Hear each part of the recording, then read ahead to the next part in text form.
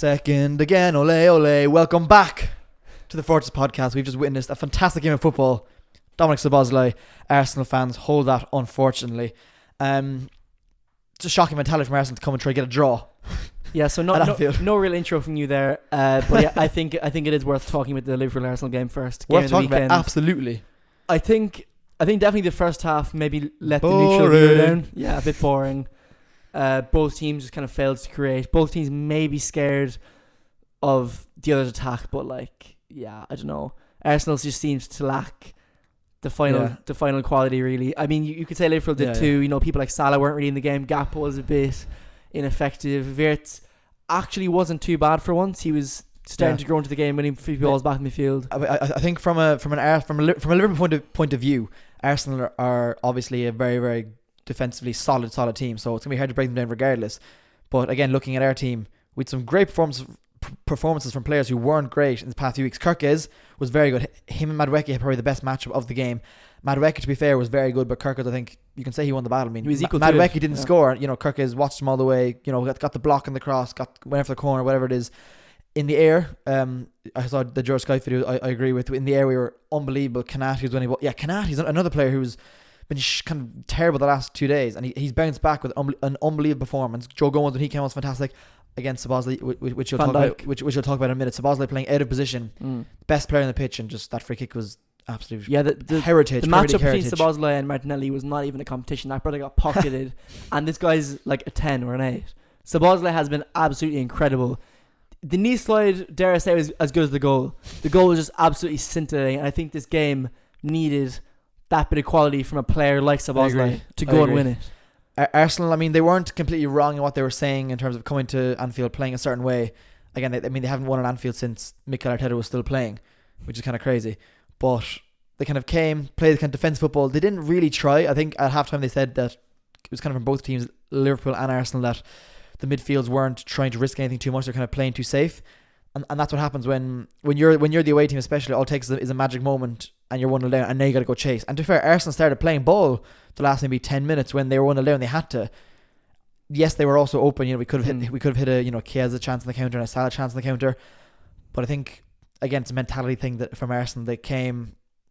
I think it's because it's so early in the season, 3 games into the season, they think, oh, it's only the third game. But actually, you're competing with us for the league. It's a 6-pointer. You've got to go away and you've got to at least get the draw. They didn't get the draw because we got a free kick, but that's because they didn't threaten anything going forward really at all. We never looked in trouble from those corners, from the free kicks. Declan Rice, Rosette, Szoboszlai, top corner. Yeah, I think the mentality is definitely a big thing. I think especially we'll never really know what the mentality is like because we're not inside the dressing room. But like the message could well have been just like, don't lose the game. Do you know what I mean? It certainly looked like that from an attacking point of view. I think it usually is. And also when they go 1-0 down, then they start to play football because again the mentality is we have nothing to lose. I think they were saying in terms of in Mikel Arteta's managing career, which obviously is his senior managing career, which is for Arsenal, he's never won at the Etihad or Anfield, which just shows like he's never done it when it matters. You know, all those years ago, I think it was 2 years ago when they were challenging for the league. And, you know, if the Arsenal AFTV fans standing up going, yes, well done Arsenal, applauding, and 0-0 with like 3 games to go, and you have to, unfortunately, you got to go away there and win. When they played for a draw and they were celebrating that, like, look, obviously going away to Anfield and Etihad are not easy games. Oh, fair. But I think it's fair to say that after 4 or 5 years of the same manager, you'd be expecting at least 1 or 2, if not more, wins away at those stadiums, especially when you're in a title race every year. Like when we won the league, so say last year and the 2020 years previous, both those years we went to the Etihad and we beat them because it was our year. We've got to go beat them. Yeah. Arsenal, fair enough, they haven't beaten us. We also haven't beaten them, but they haven't really shown they can go away to these grounds and win. Have Arsenal had a convincing win at Newcastle? I don't think they're good against Newcastle either, which is again arguably a hard ground to go to. I think they're kind of a bogey team. They had a draw. They got beaten. They were beaten 4-0 on aggregate in the cup. I think. Which is shocking. Yeah. Again, going back to a Liverpool point of view, we're in dreamland right now. We're 9 points out of 9, 3 wins out of 3. The only team in the Premier League to have perfection, if you will, you know. Yeah. Chelsea in second, I think, with 2 wins and a draw. Yeah. Arsenal actually slipping into third. Looking down the table, Manchester City. What about them? I mean, they've lost 2 games now. They've only 1 win. I think they're 12th. Who's City? City are 12th. Actually, Manchester United are above City. On goal difference? No, on points. What? Because United have lost, drawn, won. Yeah. City have won, lost. Are United in top 10? So Yeah, I think they're like 10th or 9th. yeah, you don't deserve to be there. But so real. But no, like I think Arsenal have had a relatively easy start to the season. Like Fulham, who's the team they lost to? Arsenal, what are you talking about? No, not Arsenal. Like, but like Fulham and who else did they play? Who are you talking about? You said Arsenal. Burnley at home and Fulham away. Like United or United. Arsenal? You said Arsenal. I'm so confused. No, because they played Arsenal. Like obviously that's not an easy Oh, game. you're right. Sorry, Fulham my away and apologies. Burnley at home. You should be beating both of those. Like Yeah, they're and can I just say as well, celebrating a goal kick against Burnley when you just beat them 3-2 with a penalty is disgusting. That's a championship team. also I They're feel a floater club. They float between the Premier League and the Championship. like floater club. Like, was that on a soft penalty? So am I being harsh there? I actually didn't even see the penalty. He tugged Ahmad's jersey kind of going into the box, and it kind of carried on like just into the box. It's like, Was it a simulation? well, no, 'cause he tugged his jersey. You can't simulate tugging a jersey. Like, Pep has a lot of problems on his hands. Yeah. Going from one Manchester to the other. Yeah. Like James Milner is one of them. James Miller, he's got a problem in his head. James Miller, I gotta say, he's a promising youngster. I think he's got, quite raw, Mhm. but you can Yeah. see the talent there. And I think Yeah. over the next few years in the Prem, he'll blossom really. He just needs a good manager to sort of cater his skills. But also, shout out to James Milner. He wore the number 20. He also did the Diogo Jota celebration Did he? when he scored. He The did. video game one. The video game Lovely. one. He is the second youngest scorer in Premier League history, and now, as of today, the second oldest Premier League goal scorer. I mean, he's breaking You love to see records, winning games for Brighton. Life is Mhm. good for Milner.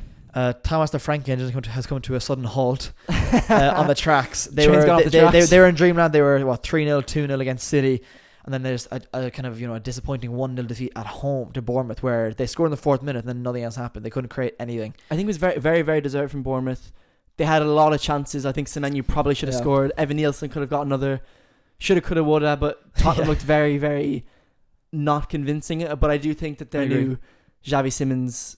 Great signing. Yeah, I think he'll definitely help. But you see as well on TikTok, he's like, or they're like the club are announcing like XS7, and everyone in the comments is like Xavi Simons 7. That's his number. Like, and everyone in the comments like, brother sounds like an iPhone. The XS. So, again, I know it's quite early into the season, but like I think something. I'm not the most surprised thing ever. So they beat obviously Burnley, who are Burnley, right? They beat City, who are Burnley. Burnley, can Dudley. fuck off. In Dudley. Sorry, a bit of a sidetrack there. City again are having their problems.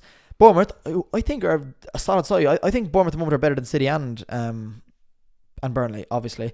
But like, Thomas Frank was never known for being a defensive manager. They're an exciting team to watch. Last year they obviously had a very, very good record at home.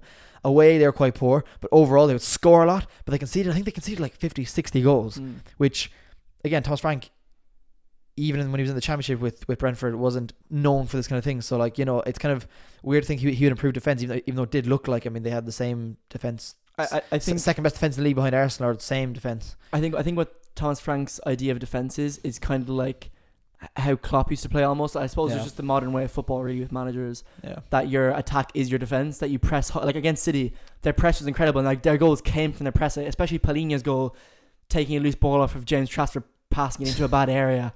But I suppose against a team like Bournemouth, they're probably more defensively sound than City. More I don't pragmatic. think it's outrageous to say. I mean, City have been very leaky. I am not convinced by James Trafford, to be completely honest. I don't know what they have. Ederson sitting on the bench, who's distribution second to none. Yeah, he's The goal they conceded was from Galatasaray, one of those ones. Yeah, They're looking to get Donnarumma in. I just think James Trafford has done it in the Championship, playing teams that were far below their level, maybe not being tested as much as the Premier League, especially under the pressure Did he of not get playing for City, playing out from the back, having the ball at your feet. I don't know if he's meant for Did that. Trafford not get relegated with Burnley before? Or He did, whatever team he was with. Yeah, so He did. shocking to be honest. Yeah.